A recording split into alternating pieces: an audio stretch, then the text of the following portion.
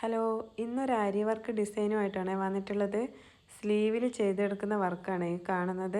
നമ്മൾ long ട്യൂബ്സും sugar ബീഡ്സും പിന്നെ ത്രെഡും കൂടെ ആഡ് ചെയ്തിട്ടാട്ടോ ഈ വർക്ക് ചെയ്തിട്ടുള്ളത്.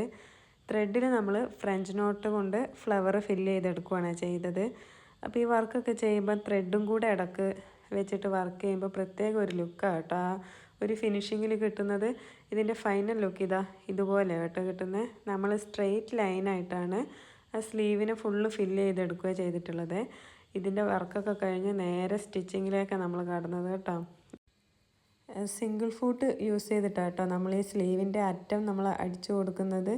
കണ്ടോ, നല്ല വൃത്തിക്ക് അടിക്കാൻ പറ്റുന്നുണ്ട് ആ സിംഗിൾ ഫൂട്ട് യൂസ് ചെയ്യുമ്പോൾ. അത് കഴിഞ്ഞ് ഇതിൻ്റെ ഫൈനൽ ലുക്ക് വരുന്നത് ഇതാണ്.